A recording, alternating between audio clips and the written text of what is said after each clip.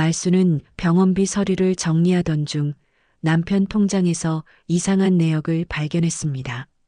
매달 100만 원씩 수취인은 희소와 희망재단. 이 사람이 매달 100만 원을? 평생 양말 꿰매 신고 버스비 아껴 걸어 다니던 남편이 몰래 돈을 빼돌리고 있었던 겁니다. 혹시 바람? 아니면 사기? 말수는 밤에 남편을 몰래 미행했습니다. 그런데 남편이 우체통 앞에서 홀로 서서 떨고 있는 모습을 보게 되는데 도대체 이 남자에게 무슨 일이 있었던 걸까요? 듣기 전에 한 가지 궁금해요. 지금 이 영상을 어떤 상황에서 보고 계신가요? 출근길? 자기 전? 댓글로 알려주시면 저도 같이 공감하면서 이야기 나눌게요. 자, 그럼 오늘의 이야기 들어볼까요? 오말수는 아침부터 한숨이 깊었습니다. 부엌 창가에서 건너편 아파트를 바라보며 설거지를 하는데 창문 너머로 남편 한재수의 뒷모습이 보였습니다. 베란다에 앉아 무언가 바느질을 하고 있었죠. 가까이 가보니 역시나 양말이었습니다. 발 뒤꿈치가 다 닳아 구멍난 양말을 꿰매고 있는 겁니다. 여보, 양말이 얼마나 한다고 그래요? 새로 사면 되잖아요. 말순이 말했지만 재수는 고개도 들지 않았습니다. 그저 실에 침을 발라 바늘귀에 꿰며 중얼거렸죠. 멀쩡한데 왜 버려? 이렇게 하면 또 석 달은 신는데. 말수는 더 이상 말하지 않았습니다. 어차피 해봤자 소용없다는 걸 40년 넘게 살며 배웠으니까요. 재수는 그런 사람이었습니다. 양말 한 켤레, 속옷 한 장도 아껴 쓰는 사람. 옷은 색이 바래도 그대로 입고 신발은 밑창이 닳아 구멍 나도 본드로 붙여 신었죠. 겨울 점퍼는 어깨 솔기가 터져도 그냥 걸쳤습니다. 버스비가 아깝다며 걸어서 시장을 다녔고 지하철 2정거장은 당연히 걸어야 하는 거리라고 생각했습니다. 여름엔 에어컨을 틀지 않았고 겨울엔 내복을 2장씩 껴입으며 보일러를 최소로 돌렸죠.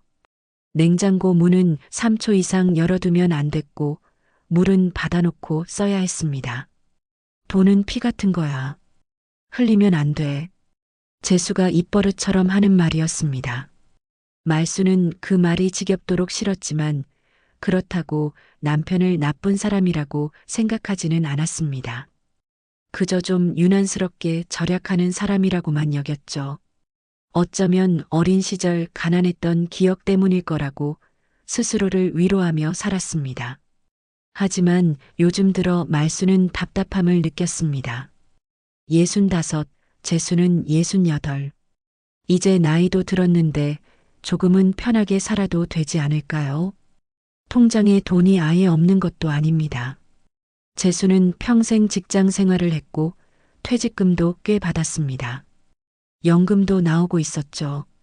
그런데도 남편은 변하지 않았습니다. 여보, 우리 이번 주말에 외식이나 할까요? 오래간만에. 말순이 조심스럽게 물었지만 재수는 고개를 저었습니다. 집밥이 제일이지. 밖에서 먹으면 비싸기만 하고 맛도 별로야. 그래도 가끔은 나가서 먹는 것도 좋잖아요. 당신도 좀 쉬고. 쉬는 건 집에서도 할 수 있어. 괜히 돈 쓸 필요 없어. 말수는 입을 다물었습니다. 더 말해봤자 바뀔 사람이 아니었으니까요. 재수는 그렇게 자기 방식대로 사는 사람이었습니다. 고집이 세고 자기 생각이 확고했죠. 그래도 나쁜 남편은 아니었습니다. 술 마시고 소리 지르는 일도 없었고 손찌검 같은 건 상상도 할 수 없는 사람이었죠. 다만 돈에 대해서만큼은 지나칠 정도로 집착했습니다. 저녁 무렵 말수는 장을 보러 나갔습니다. 시장 입구에서 옆집 아주머니를 만났죠. 아이고, 말순 씨. 오랜만이네요. 그러게요. 요즘 어떻게 지내세요? 그냥 그렇죠 뭐. 근데 말순 씨 남편분 여전히 그러세요? 버스 안 타고 걸어 다니신다면서요?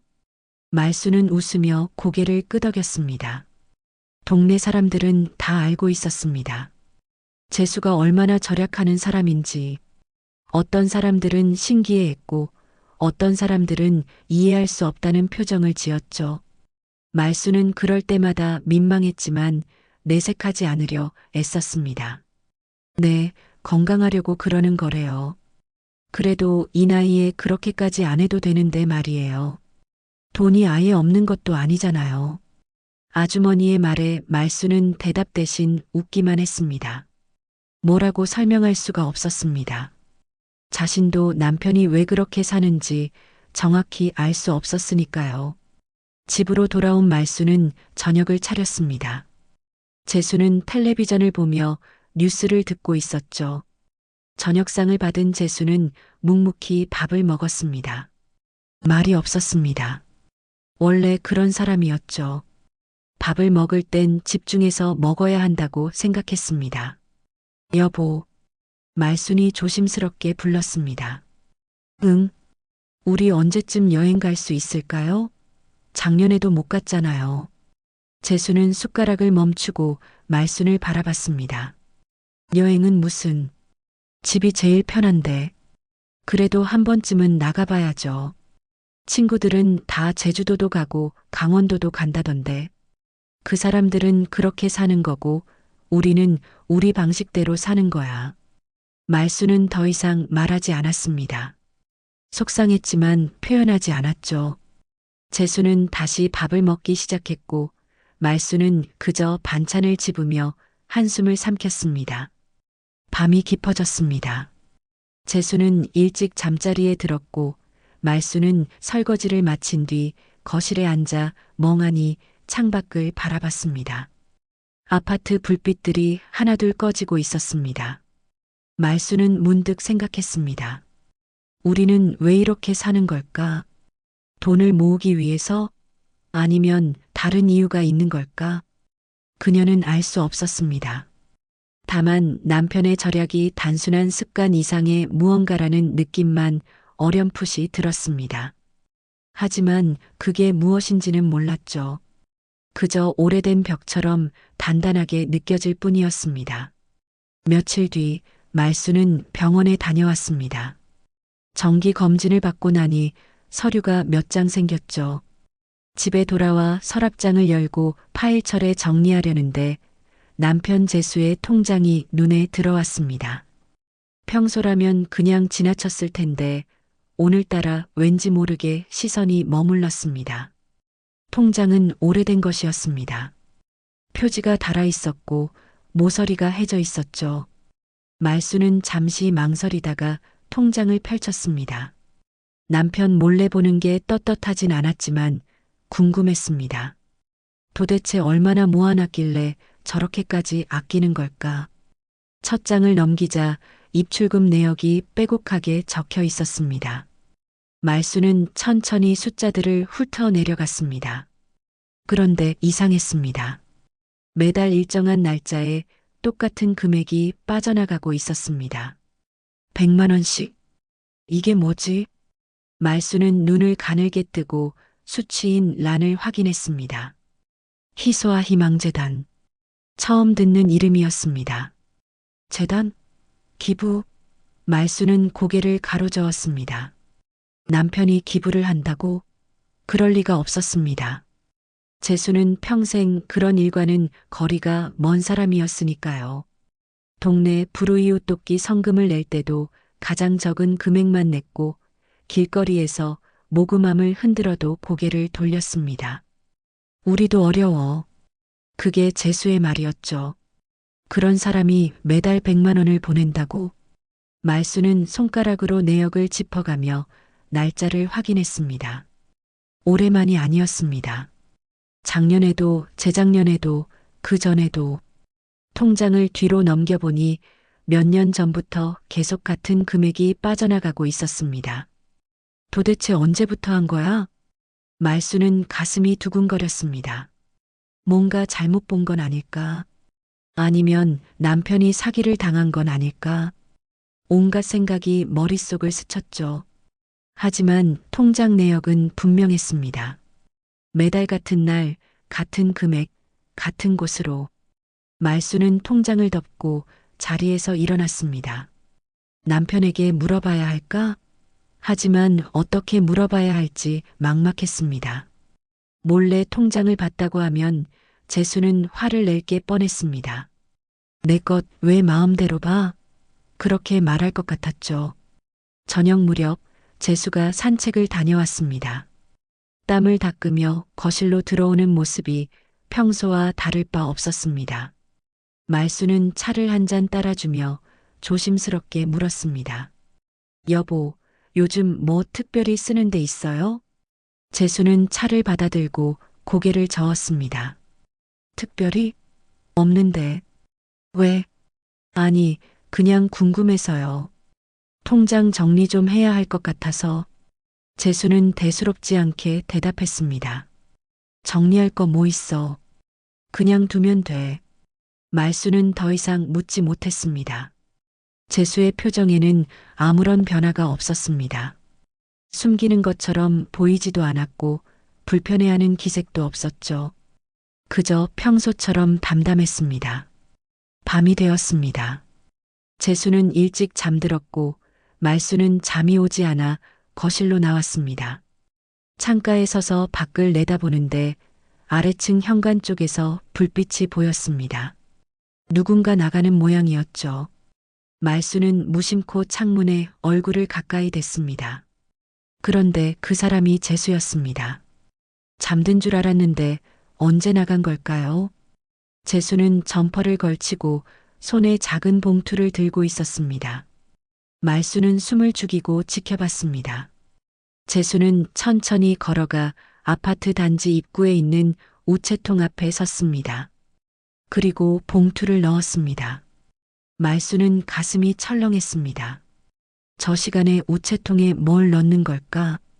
편지? 아니면 다른 뭔가? 재수는 우체통을 한참 바라보다가 천천히 돌아섰습니다. 어깨가 축 처진 모습이었습니다. 그 뒷모습이 왠지 모르게 쓸쓸해 보였습니다. 말수는 창가에서 물러나 소파에 앉았습니다. 머릿속이 복잡했습니다. 통장 내역, 재단 이름, 그리고 방금 본 남편의 뒷모습. 뭔가 연결되는 것 같으면서도 알 수 없었습니다. 다음 날 아침 말수는 결심했습니다. 직접 확인해 보기로. 재수가 나간 사이 말수는 전화번호부를 뒤졌습니다. 희소와 희망재단. 검색해 보니 전화번호가 나왔습니다. 손이 떨렸지만 전화를 걸었습니다. 여보세요. 희소와 희망재단입니다. 젊은 여자 목소리였습니다. 저 실례지만 여쭤볼 게 있어서요. 한재수라는 분, 혹시 후원하고 계신가요? 상대방은 잠시 침묵했습니다. 후원자 분이신가요? 아니요, 저는 그 사람 아내인데요. 남편이 후원을 하고 있는 것 같아서요. 아, 그러시군요. 개인정보라서 상세한 내용은 말씀드리기 어렵지만 한재수님은 저희 재단의 오랜 후원자세요. 오래됐다는 게 얼마나요? 20년은 넘으셨을 거예요. 아마 저희 재단이 생긴 초기부터요.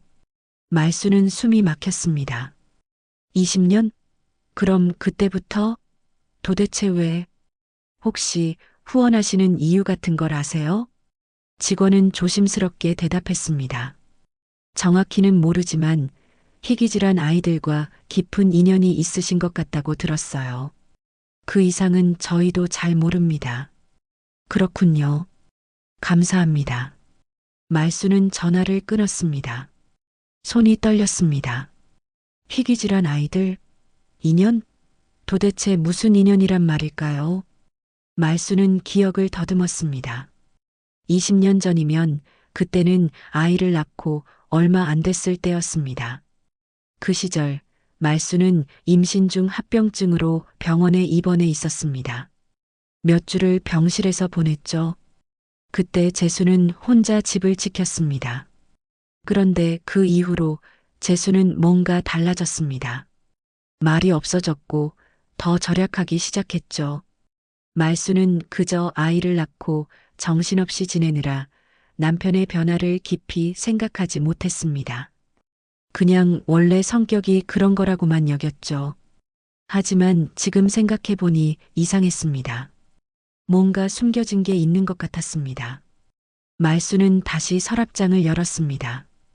통장을 꺼내 날짜를 다시 확인했습니다. 정확히 23년 전부터였습니다. 그때 무슨 일이 있었던 걸까요?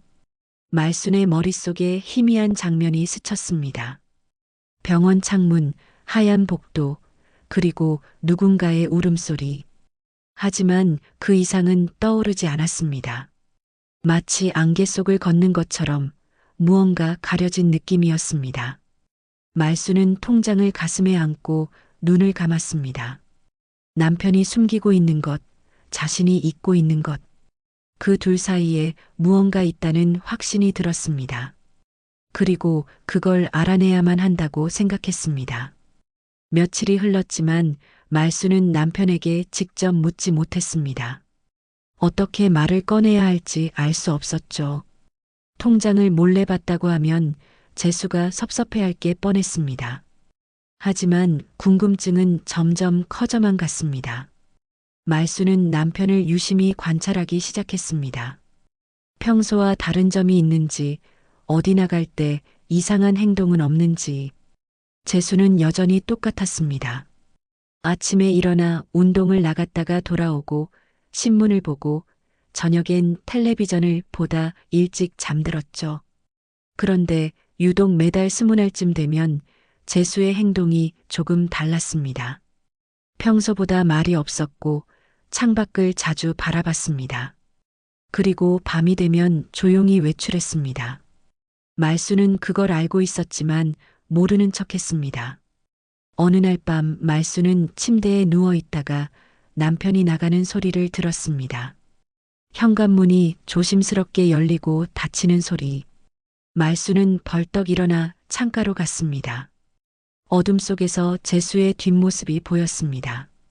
점퍼를 걸치고 손에는 역시 작은 봉투를 들고 있었죠. 말수는 이번에는 그냥 지켜보기만 하지 않았습니다. 재빨리 옷을 걸치고 슬리퍼를 신었습니다. 현관문을 살짝 열고 남편을 따라갔습니다. 멀리서 들키지 않을 정도의 거리를 두고요. 재수는 천천히 걸었습니다. 아파트 단지를 벗어나 골목길로 접어들었죠. 가로등 불빛 아래 그의 그림자가 길게 늘어졌습니다. 말수는 숨을 죽이며 뒤를 따랐습니다. 마음이 두근거렸습니다. 혹시 다른 여자라도 만나는 건 아닐까? 아니면 도박이라도 하는 걸까? 하지만 재수는 우체통 앞에 섰습니다. 단지 입구에 있는 빨간 우체통.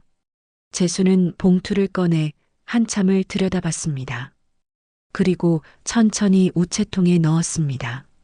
손이 우체통 투입구에 머물렀다가 천천히 떨어졌죠.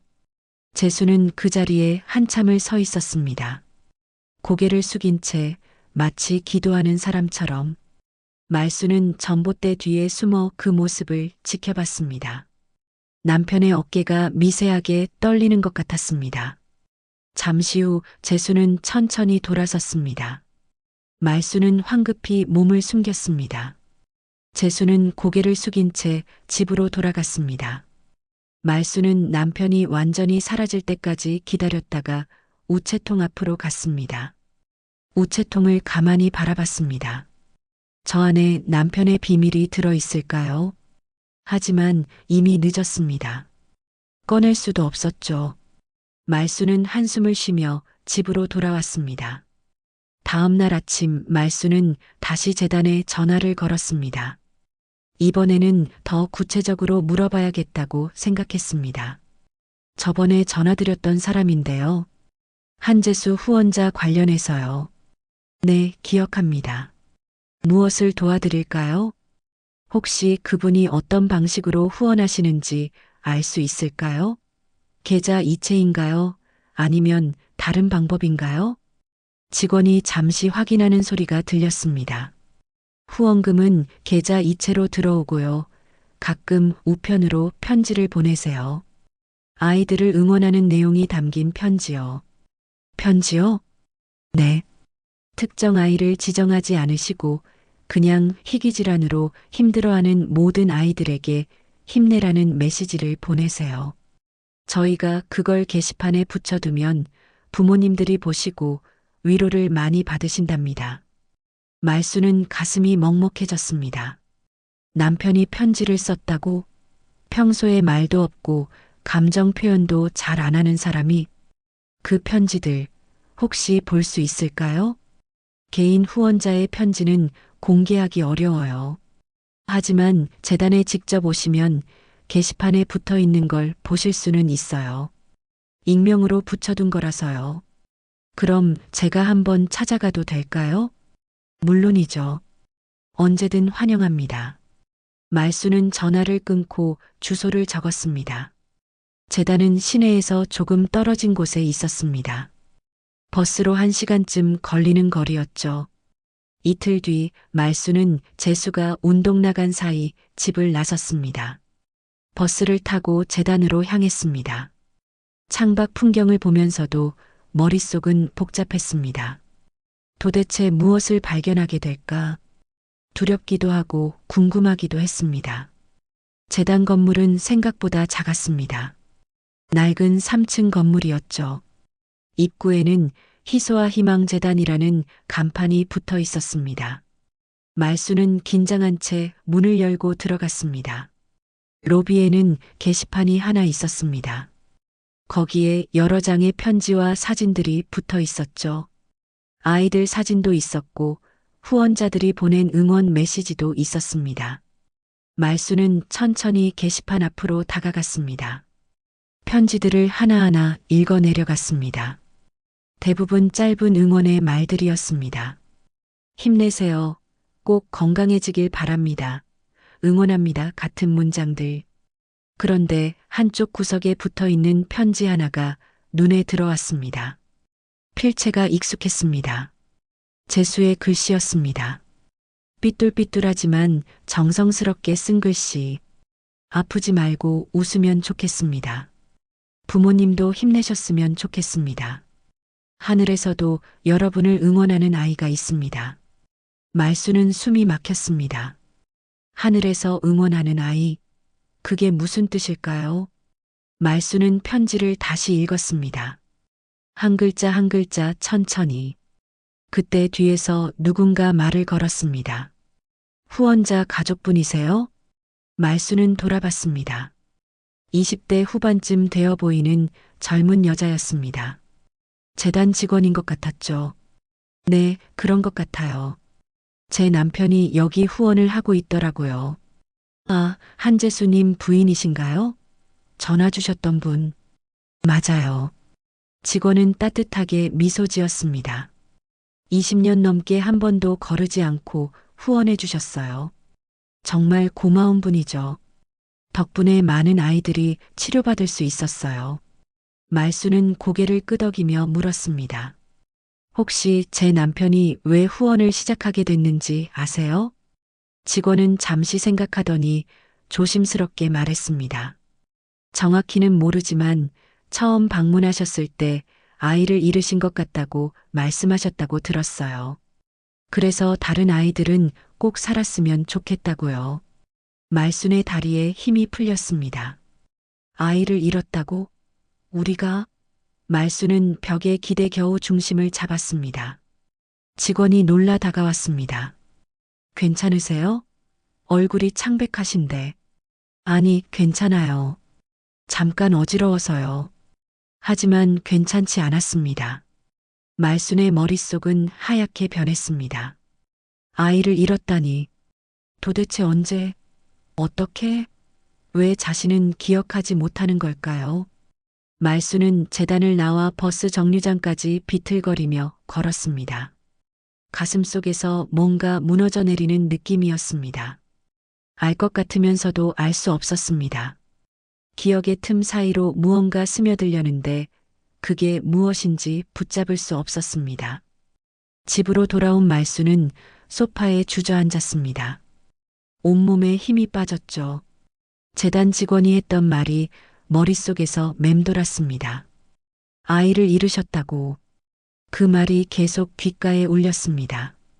말수는 눈을 감고 기억을 더듬었습니다.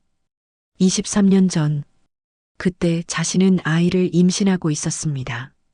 임신 중독증으로 병원에 입원했었죠. 몇 주를 병실에서 보냈습니다. 천장만 바라보며 누워있던 날들. 그때 재수는 집에서 혼자 지냈습니다. 하지만 그 이상은 떠오르지 않았습니다. 아이를 잃었다는 기억은 없었습니다. 아이는 무사히 태어났고 건강하게 자랐습니다. 그럼 도대체 어떤 아이를 잃었다는 걸까요? 말수는 고개를 저었습니다. 말이 안 됐습니다. 자신이 아이를 잃었다면 기억하지 못할 리 없었죠. 그런 일을 어떻게 잊을 수 있겠습니까? 말수는 혼란스러웠습니다. 그날 밤 잠이 오지 않았습니다. 말수는 침대에 누워 천장을 바라봤습니다. 재수는 옆에서 조용히 자고 있었죠. 고른 숨소리가 들렸습니다. 말수는 남편의 옆 얼굴을 바라봤습니다. 당신은 알고 있겠죠? 무슨 일이 있었는지. 왜 말해주지 않은 거예요? 왜 혼자 그걸 짊어지고 살았던 거예요? 말순의 가슴이 답답했습니다.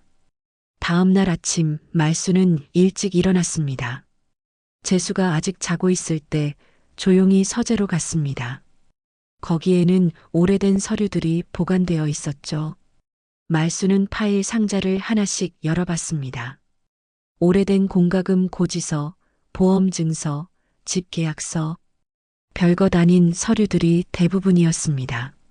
하지만 말수는 포기하지 않았습니다. 뭔가 단서가 있을 거라고 믿었죠. 한참을 뒤지다가 구석에 있던 낡은 파일철이 눈에 들어왔습니다. 먼지가 수북이 쌓여 있었죠. 말수는 그걸 꺼내 펼쳤습니다. 안에는 병원 영수증들이 들어 있었습니다. 1996년 6월 23일 환자명. 한수아. 말순의 손이 멈췄습니다. 한수아. 우리 성을 가진 이름. 하지만 낯설었습니다. 말순은 영수증을 자세히 봤습니다. 병원 이름은 대학병원이었습니다. 진료 과목은 소아과. 그리고 아래쪽에 작은 글씨로 적혀 있었습니다. 희귀질환 집중치료. 말수는 숨이 막혔습니다. 수아, 이 이름이 누구일까요? 왜 이 영수증이 우리 집에 있는 걸까요? 말수는 파일철을 더 뒤졌습니다. 그 아래에 또 다른 서류들이 있었습니다. 입원 확인서, 환자 한수아, 나이만 3살, 퇴원 확인서, 환자 상태 사망. 말순의 손에서 서류가 떨어졌습니다. 사망. 그 글자가 눈에 박혔습니다. 3살짜리 아이가 사망했다고. 그것도 우리 성을 가진 아이가. 말수는 바닥에 주저앉았습니다. 머릿속이 하얗게 변했습니다. 3살. 만약 그 아이가 지금 살아있다면 26살이 되었을 겁니다. 아이보다 3살 위. 그럼 첫째? 말순의 가슴속에서 무언가 꿈틀거렸습니다. 아주 오래전에 묻어둔 무언가. 말순은 눈을 감았습니다. 기억의 조각들이 떠오르려고 했습니다. 병원 복도, 하얀 불빛, 누군가의 울음소리, 그리고 작은 손. 자신의 손을 꼭 쥐고 있던 작은 손. 엄마. 그 목소리가 들리는 것 같았습니다. 앳된 목소리. 하지만 금방 사라졌습니다. 말수는 머리를 감싸쥐었습니다. 왜 기억나지 않는 걸까요? 왜 자신은 이 아이를 잊고 있었던 걸까요? 그때 문이 열렸습니다. 재수가 서 있었습니다. 말순이 바닥에 앉아 서류를 들고 있는 모습을 보고 굳어 있었죠. 당신, 그걸 어디서? 재수의 목소리가 떨렸습니다. 말수는 천천히 고개를 들었습니다. 눈물이 볼을 타고 흘러내렸습니다. 여보, 수아가 누구예요? 이 아이가 누구냐고요? 재수는 대답하지 않았습니다. 그저 그 자리에 서서 말순을 바라볼 뿐이었죠. 얼굴이 창백했습니다. 말수는 일어섰습니다. 서류를 들고 재수에게 다가갔습니다. 우리 아이였어요? 첫째였어요? 재수는 고개를 돌렸습니다. 대답 대신 침묵으로 답했습니다. 그 침묵이 모든 걸 말해주고 있었습니다. 말수는 주저앉았습니다. 다리에 힘이 풀렸습니다. 첫째, 우리에게 첫째가 있었다니.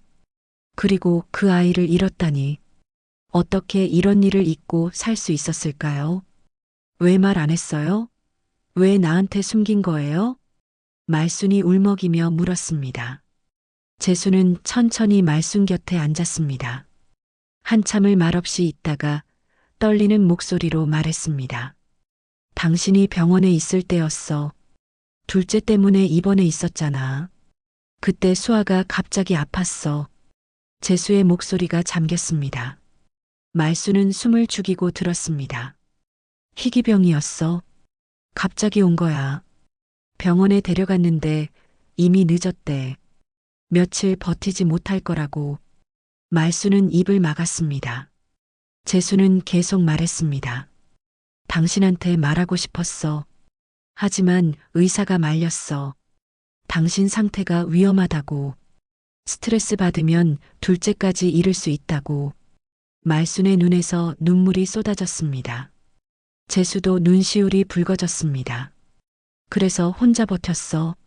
수아를 매일 병원에서 지켜봤어. 마지막까지. 그 애가 숨을 거둘 때까지. 재수의 목소리가 완전히 깨졌습니다. 말수는 남편의 손을 잡았습니다. 그 손이 차갑게 떨리고 있었습니다.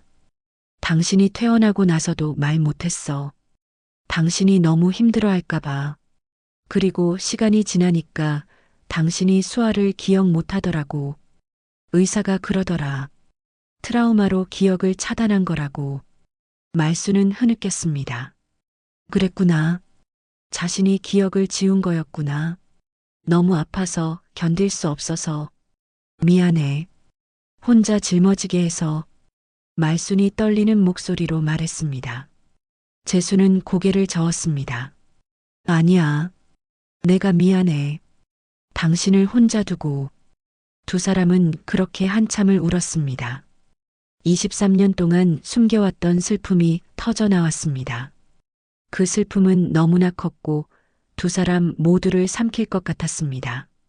하지만 동시에 뭔가 풀리는 느낌도 들었습니다. 오랫동안 꽁꽁 묶여있던 매듭이 조금씩 느슨해지는 것 같았습니다. 말수는 재수의 손을 꼭 잡았습니다. 재수도 말순의 손을 놓지 않았습니다. 말수는 그날 이후 며칠을 멍하니 보냈습니다. 수아라는 이름을 알게 된 후 조금씩 기억의 조각들이 떠오르기 시작했습니다. 하지만 여전히 선명하지 않았죠. 안개 속을 걷는 것처럼 흐릿했습니다. 어느 날 아침 말수는 커피를 마시다가 문득 떠올랐습니다.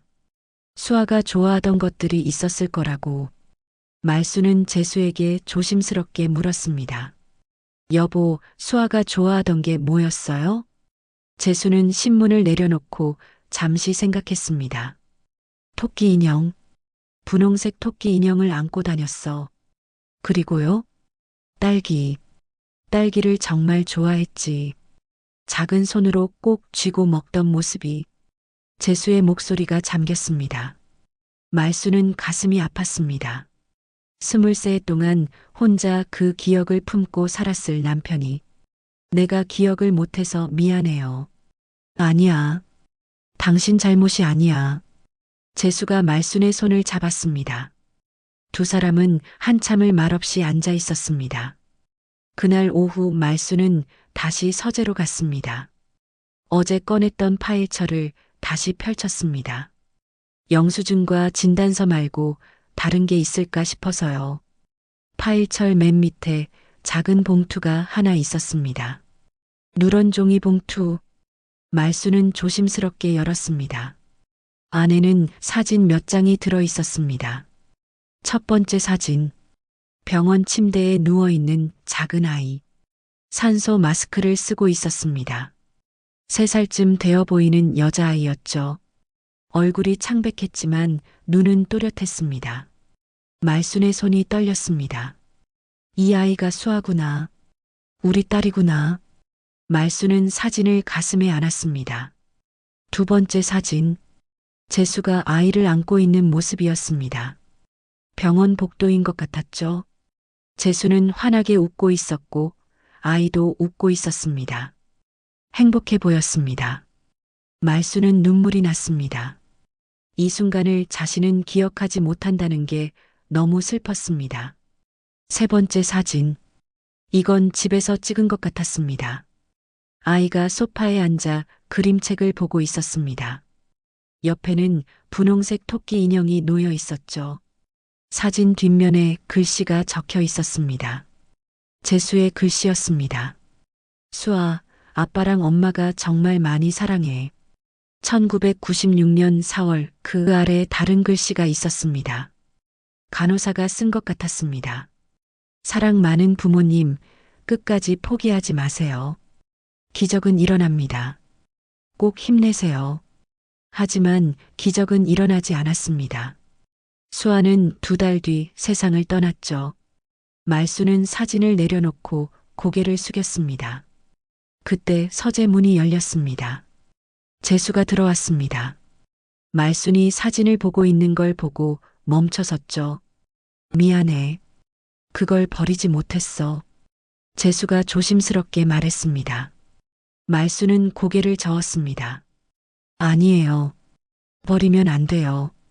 이게 수아가 살았다는 증거잖아요. 재수는 말순 옆에 앉았습니다.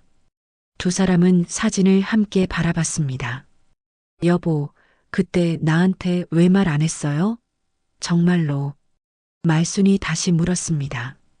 어제도 물었지만 아직 이해가 되지 않았습니다. 재수는 한숨을 쉬었습니다. 당신이 입원해 있을 때였어. 의사가 계속 경고했어. 조금만 무리하면 위험하다고. 그래서 아무 말도 못했어. 수아가 아플 때도요? 응. 매일 병원 2곳을 오갔어. 당신 있는 병원이랑 수아 있는 병원. 당신한테는 수아가 친구 집에 놀러 갔다고 했어. 말수는 가슴이 찢어지는 것 같았습니다. 재수는 계속 말했습니다. 수아가 마지막 갈 때도 혼자 있었어. 작은 손을 잡고 있었지. 그 애가 말했어. 엄마 보고 싶다고. 재수의 목소리가 떨렸습니다. 나는 아무 말도 못했어. 그냥 손만 잡고 있었어. 그리고 수아는 그렇게. 재수는 말을 잇지 못했습니다. 말수는 남편을 꼭 안았습니다. 2 사람은 한참을 그렇게 있었습니다. 당신이 퇴원하고 나서 수아 이야기를 꺼내려고 했어. 하지만 당신이 수아를 기억 못하더라고. 아예 없던 아이처럼. 내가 지운 거예요? 의사가 그러더라. 트라우마가 심하면 기억을 차단한다고. 스스로를 보호하기 위해서. 말수는 이해했습니다. 너무 아파서 견딜 수 없어서 기억을 지워버린 거였죠. 하지만 그렇게 지워진 기억은 사라진 게 아니었습니다. 마음속 어딘가에 남아있다가 지금 다시 떠오르는 거였습니다. 그래서 재단에 기부한 거예요? 말순이 물었습니다.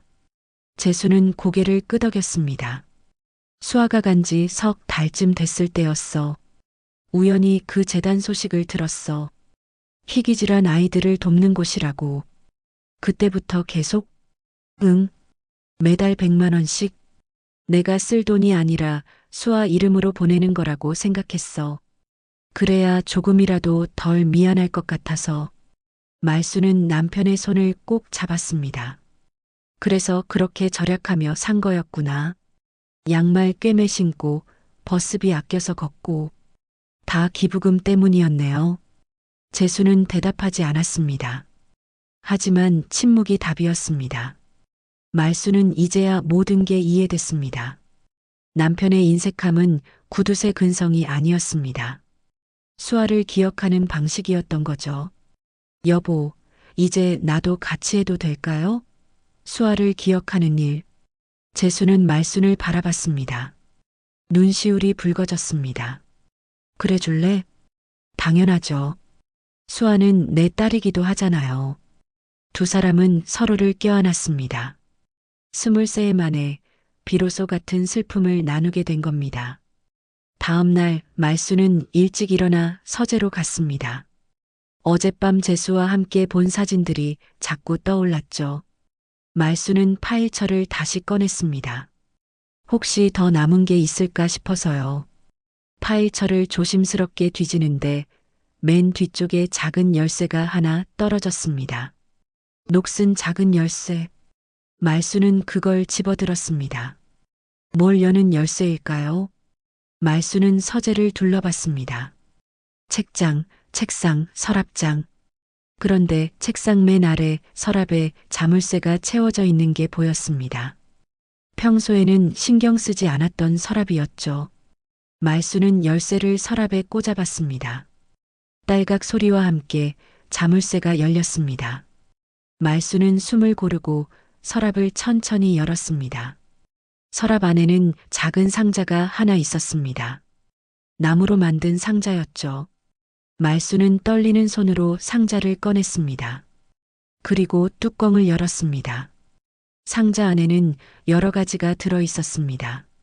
작은 분홍색 머리핀, 아이 손수건, 그리고 낡은 공책 한 권. 말수는 공책을 꺼냈습니다. 공책을 펼치자 재수의 글씨가 빼곡하게 적혀 있었습니다. 일기 같았습니다. 말수는 첫 장을 읽기 시작했습니다. 1996년 6월 10일. 오늘 수아가 병원에 실려갔다. 갑자기 쓰러져서 깜짝 놀랐다. 의사가 희귀병이라고 한다. 이름도 어려운 병이다. 치료가 어렵다고 한다. 말순이는 아직 입원 중이다. 어떻게 말해야 할까? 말수는 가슴이 먹먹했습니다. 다음 장을 넘겼습니다. 6월 15일. 수아가 많이 아파 보인다. 숨쉬기 힘들어한다. 산소 마스크를 써야 한다고 한다. 작은 얼굴에 마스크가 너무 크다. 수아가 나를 보고 웃으려고 애쓴다. 가슴이 찢어진다. 말순의 눈에서 눈물이 흘렀습니다. 다음 장을 넘겼습니다. 6월 20일. 의사가 말했다. 길어야 열흘이라고. 기적이 일어나야 한다고. 나는 매일 수아 곁에 있다. 병원 두 곳으로 간다.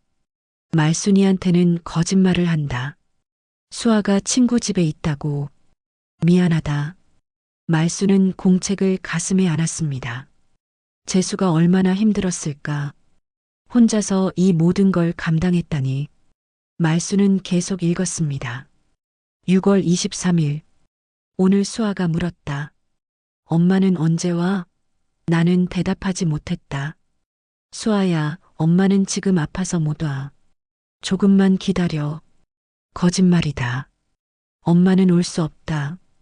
내가 막았다. 이기적이다. 하지만 어쩔 수 없다. 말수는 흐느꼈습니다. 수아가 자신을 찾았다니. 그때 자신은 병실에서 천장만 바라보고 있었는데 6월 25일. 수아의 마지막 날이었다. 아침에 병원에서 연락이 왔다. 빨리 오라고. 달려갔다. 수아는 작은 침대에 누워 있었다. 눈을 겨우 뜨고 나를 봤다. 아빠. 그렇게 불렀다. 나는 수아의 손을 잡았다. 수아야, 아빠 여기 있어. 수아가 말했다. 엄마한테 사랑한다고 전해줘. 나는 고개를 끄덕였다. 그리고 수아는 눈을 감았다. 다시 뜨지 않았다. 말수는 소리내어 울었습니다. 공책이 눈물에 젖었습니다. 수아가 마지막으로 남긴 말이 자신에 대한 사랑이었다니. 6월 26일. 수아를 보냈다. 장례식에는 몇 명 안 왔다. 말순이는 오지 못했다. 혼자 수아를 보냈다. 세상에서 제일 외로운 날이었다. 말수는 공책을 덮었습니다. 더 이상 읽을 수 없었습니다. 재수가 혼자 감당한 고통이 얼마나 컸을지 상상할 수 없었습니다. 말수는 상자를 다시 들여다봤습니다. 그 안에 또 다른 사진이 있었습니다. 아까 본 것과는 다른 사진이었죠. 이번에는 병실에서 찍은 사진이었습니다. 수아가 침대에 누워 있었고 옆에는 분홍색 토끼 인형이 놓여 있었습니다. 수아는 카메라를 향해 환하게 웃고 있었습니다. 산소 마스크를 쓰고 있었지만 웃음만큼은 밝았죠. 사진 뒷면에 글씨가 있었습니다. 이번에는 다른 글씨였습니다. 간호사가 쓴 것 같았죠. 수아는 정말 용감한 아이였어요. 아프면서도 항상 웃으려고 애썼어요. 부모님께서 얼마나 사랑으로 키우셨는지 알 수 있었어요. 수아는 행복한 아이였을 거예요.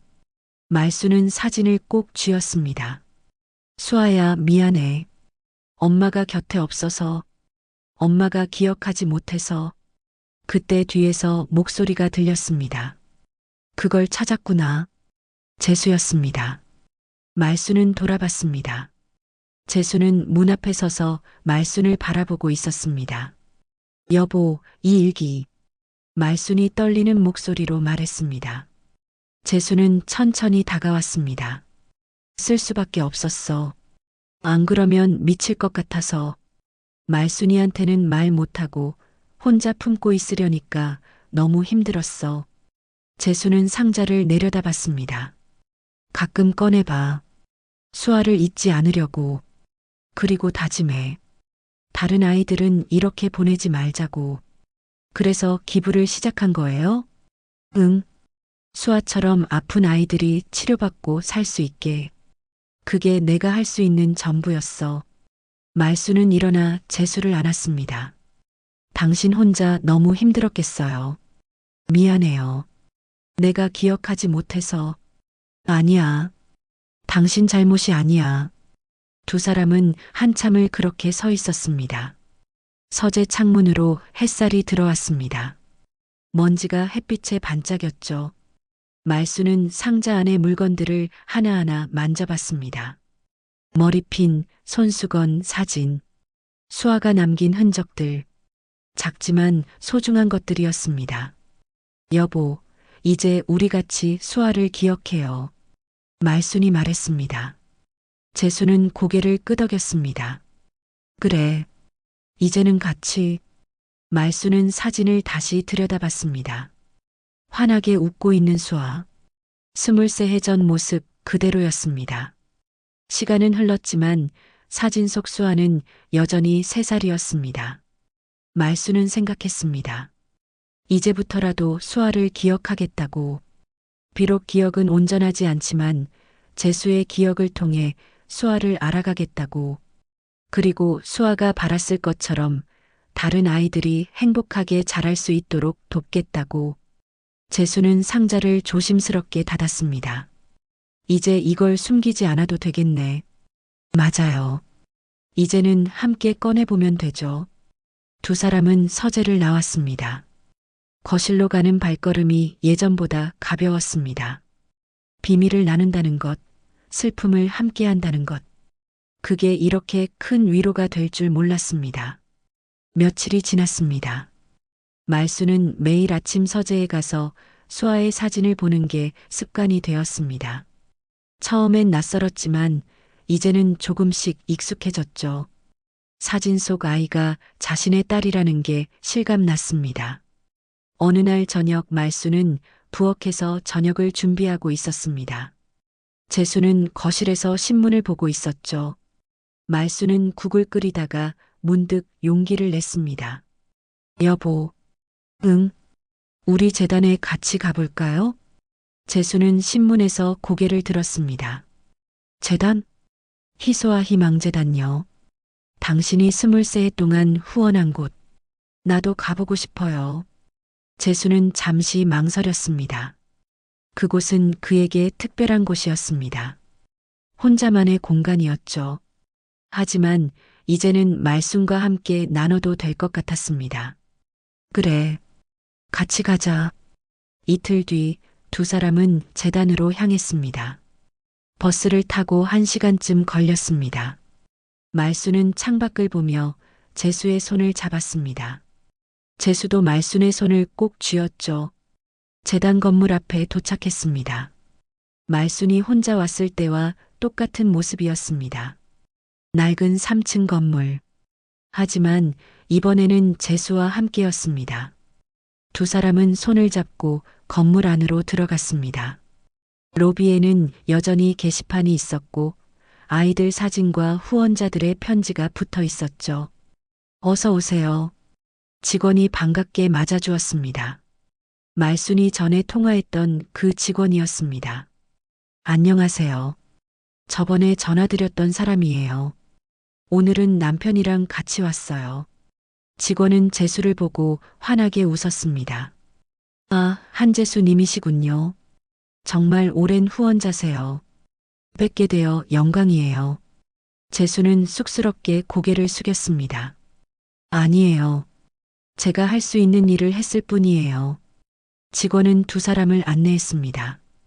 2층으로 올라가니 작은 사무실이 있었습니다. 벽면에는 후원자들의 명패가 걸려 있었죠. 여기 보세요. 20년 이상 후원하신 분들 명단이에요. 직원이 벽을 가리켰습니다. 말수는 명패들을 하나하나 읽었습니다. 그러다 한 이름에서 멈췄습니다. 한재수님 1996년부터 현재까지. 말수는 그 명패를 만져봤습니다. 차가운 금속 느낌이 손끝에 전해졌습니다. 23해. 긴 시간이었습니다. 덕분에 정말 많은 아이들이 도움을 받았어요.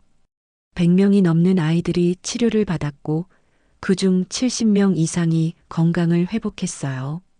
직원의 말에 재수의 눈시울이 붉어졌습니다. 말수는 남편의 손을 꼭 잡았습니다. 그 아이들 사진 좀 볼 수 있을까요? 말순이 물었습니다. 직원은 고개를 끄덕이며 앨범을 꺼냈습니다. 여기 있어요. 치료받고 건강해진 아이들 사진이에요. 말순과 재수는 앨범을 함께 펼쳤습니다.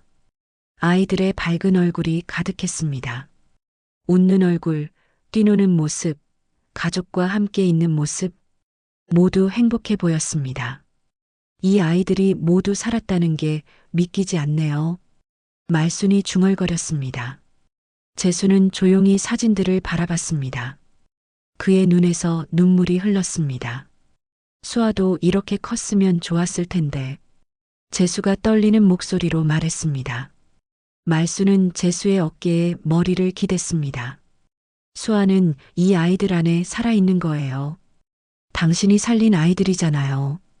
재수는 고개를 끄덕였습니다. 직원이 조심스럽게 말했습니다. 한재수님, 혹시 괜찮으시면 후원자 벽면에 메시지를 남기실 수 있어요. 많은 분들이 남기시거든요. 재수는 고개를 저었습니다. 아니에요. 저는 그냥. 그때 말순이 끼어들었습니다. 여보, 남겨요. 수아 이름으로. 재수는 말순을 바라봤습니다. 말순은 재수의 손을 잡았습니다. 수아도 원할 거예요. 다른 아이들이 건강하게 자라는 걸. 재수는 한참을 생각하더니 천천히 고개를 끄덕였습니다. 직원이 종이와 펜을 가져왔습니다. 재수는 떨리는 손으로 펜을 잡았습니다. 그리고 천천히 글씨를 썼습니다. 우리 딸 수아의 이름으로 더 많은 아이들이 웃을 수 있기를 바랍니다. 아프지 말고 행복하게 자라길. 아빠 재수, 엄마 말순. 말순은 그 글을 보고 눈물을 흘렸습니다. 재수도 울었습니다. 직원도 눈시울을 붉혔습니다. 벽에 새겨드릴게요. 이 메시지는 영원히 남을 거예요. 직원이 말했습니다. 재수와 말순은 고개를 숙여 인사했습니다. 두 사람은 재단을 둘러봤습니다. 치료실도 보고 아이들이 놀 수 있는 공간도 봤습니다. 작지만 따뜻한 곳이었습니다. 마지막으로 다시 로비로 돌아왔습니다. 게시판 앞에 섰습니다. 재수가 보냈던 편지들이 거기 붙어 있었죠. 이 편지들 당신이 쓴 거죠? 말순이 물었습니다. 재수는 고개를 끄덕였습니다. 매달 한 통씩 보냈어. 수아한테 못했던 말들을 담아서 말수는 편지들을 하나하나 읽었습니다. 짧지만 따뜻한 말들이었습니다. 힘내세요. 당신은 소중한 사람입니다. 아프더라도 웃으면 좋겠어요. 웃음은 약이 됩니다. 부모님도 힘내세요. 당신들은 훌륭한 부모입니다. 말수는 재수를 바라봤습니다. 당신이 이런 말을 썼다니. 평소에는 말도 없으면서 글로는 쓸 수 있더라고. 말로는 못하는 것도. 두 사람은 웃었습니다. 오랜만에 함께 웃는 것 같았습니다.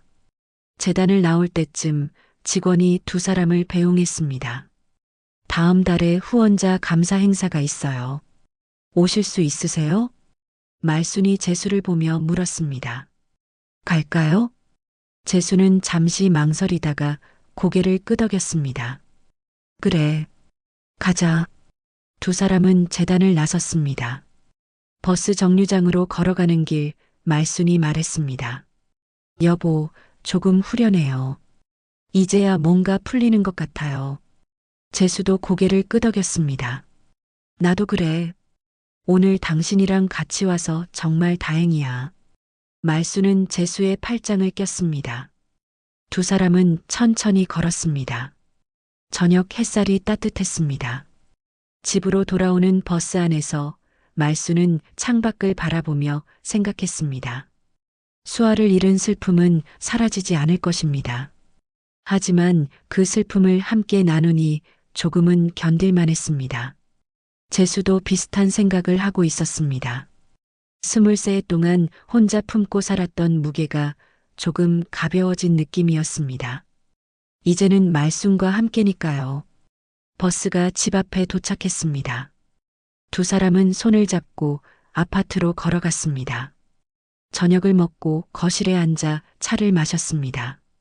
여보, 내일부터 나도 같이 기부할래요. 말순이 말했습니다. 같이? 네. 우리 둘이서 수아를 기억하는 거예요. 재수는 말순의 손을 잡았습니다. 고마워. 뭐가요? 당연한 거예요. 두 사람은 창밖을 바라봤습니다. 별이 하나둘 떠오르고 있었습니다. 말순은 생각했습니다. 저 별 중 하나가 수아일지도 모른다고. 하늘에서 자신들을 내려다보고 있을 거라고. 한 달이 흘렀습니다. 말순과 재수는 재단에서 연락받은 후원자 감사 행사 날짜에 맞춰 다시 재단을 찾았습니다. 이번에는 처음보다 마음이 훨씬 가벼웠습니다. 함께 한다는 것만으로도 위안이 되었죠. 재단 건물 입구에는 풍선과 현수막이 걸려 있었습니다. 후원자님께 감사드립니다라는 문구가 보였습니다. 안으로 들어가니 이미 여러 사람들이 모여 있었습니다. 후원자들과 그 가족들이었죠. 직원이 두 사람을 반갑게 맞아주었습니다. 오셨군요. 이쪽으로 앉으세요. 말순과 재수는 안내받은 자리에 앉았습니다. 주변을 둘러보니 자신들처럼 나이든 부부도 있었고 젊은 사람들도 있었습니다. 모두 한 가지 마음으로 이곳에 온 사람들이었죠. 행사가 시작되었습니다. 재단 이사장이 무대에 올라 인사말을 했습니다. 오늘 이 자리에 와주신 모든 분들께 감사드립니다. 여러분의 따뜻한 마음 덕분에 많은 아이들이 희망을 얻었습니다. 그리고 치료받고 건강해진 아이들의 영상이 나왔습니다. 아이들이 웃고 뛰어노는 모습, 가족과 함께 행복해하는 모습. 말수는 영상을 보며 눈물을 닦았습니다. 재수도 눈시울이 붉어졌습니다. 영상이 끝나고 몇몇 아이들이 직접 무대에 올라왔습니다. 치료를 받고 건강해진 아이들이었죠. 한 아이가 마이크를 잡고 말했습니다. 저는 5살 때 아팠어요. 병원에 오래 있었어요. 무서웠어요.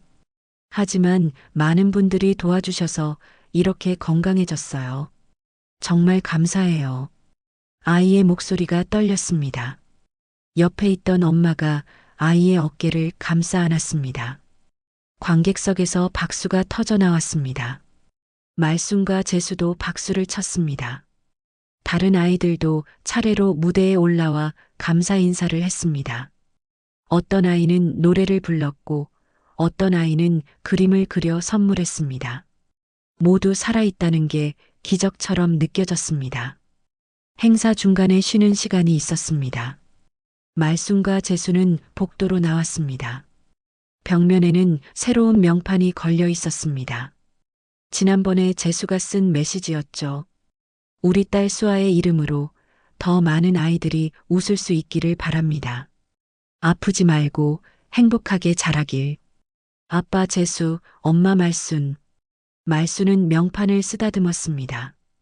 금속에 새겨진 글자가 따뜻하게 느껴졌습니다. 수아도 여기 있는 것 같아요. 말순이 말했습니다. 재수는 고개를 끄덕였습니다. 그래. 이 아이들 안에 수아가 살아있는 거야. 그때 한 중년 여자가 다가왔습니다. 얼굴에 눈물 자국이 있었습니다. 혹시 한재수님이세요? 재수는 놀라 돌아봤습니다. 네, 맞습니다만. 저희 아들이 3년 전에 치료받았어요. 이 재단 덕분에 살았어요. 정말 감사드려요.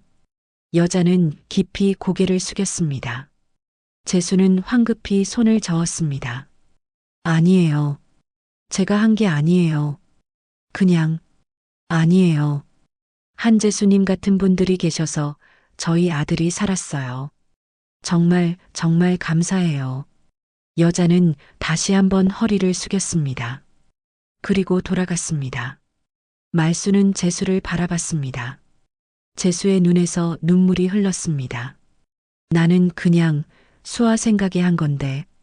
재수가 떨리는 목소리로 말했습니다. 말수는 재수를 꼭 안았습니다. 그래도 당신이 많은 사람들을 살린 거예요. 그걸 알아줘요. 행사가 다시 시작되었습니다. 이번에는 오래된 후원자들을 소개하는 시간이었습니다. 재수의 이름이 불렸습니다. 23년간 한 번도 거르지 않고 후원해주신 한재수님. 박수가 터져 나왔습니다. 재수는 쑥스럽게 일어나 고개를 숙였습니다. 말수는 남편의 손을 잡아주었습니다.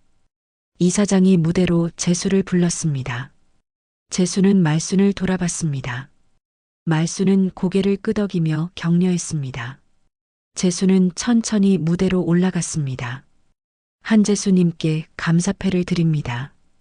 덕분에 정말 많은 아이들이 살았습니다. 이사장이 감사패를 건넸습니다. 재수는 떨리는 손으로 받았습니다. 그리고 마이크를 건네받았습니다. 저는 그냥 재수는 말을 잇지 못했습니다. 한참을 망설이다가 천천히 말했습니다. 저도 딸을 잃었습니다. 23해 전에 희귀병으로. 관객석이 조용해졌습니다. 재수는 계속 말했습니다. 그때 제가 아무것도 못했어요. 그냥 지켜만 봤어요. 너무 무력했어요. 재수의 목소리가 떨렸습니다. 그래서 시작했어요. 다른 아이들은 살릴 수 있을까 싶어서. 제 딸은 못 살렸지만 다른 아이들은 살 수 있을 거라고 믿었어요. 말수는 객석에서 눈물을 흘렸습니다. 재수는 감사패를 가슴에 안았습니다. 오늘 여기 와서 건강해진 아이들을 보니까 제 딸도 웃는 것 같아요. 정말 감사합니다. 재수는 고개를 숙였습니다. 박수가 쏟아졌습니다. 뜨겁고 긴 박수였습니다. 재수는 무대에서 내려와 말순에게 돌아왔습니다. 말순은 재수를 꼭 안았습니다. 잘했어요. 정말 잘했어요. 행사가 끝난 후 두 사람은 재단 직원과 잠시 이야기를 나눴습니다. 앞으로도 계속 도와주시는 거죠? 직원이 물었습니다. 말순이 대답했습니다. 당연하죠. 이제는 우리 둘이서 함께요. 정말 감사합니다. 두 사람은 재단을 나섰습니다. 저녁 해가 지고 있었습니다. 하늘이 붉게 물들어 있었죠. 여보, 우리 저녁 먹고 갈까요? 외식? 말순이 제안했습니다. 재수는 잠시 망설이다가 고개를 끄덕였습니다. 그래. 오늘은 특별한 날이니까. 두 사람은 근처 식당으로 갔습니다. 작지만 아늑한 곳이었습니다. 주문을 하고 기다리는 동안 말순이 말했습니다. 여보, 내일 백화점 가요. 왜? 당신 옷 좀 사줄게요. 새 옷. 재수는 손을 저었습니다. 아니야. 괜찮아. 괜찮지 않아요. 이제 우리도 좀 살아요. 수아도 그걸 원할 거예요. 재수는 말순을 바라봤습니다. 말순은 웃고 있었습니다. 재수도 따라 웃었습니다. 그래. 가자. 음식이 나왔습니다. 두 사람은 천천히 식사를 했습니다. 오랜만에 여유로운 저녁이었습니다. 집으로 돌아오는 길 재수가 말했습니다. 말순아. 응?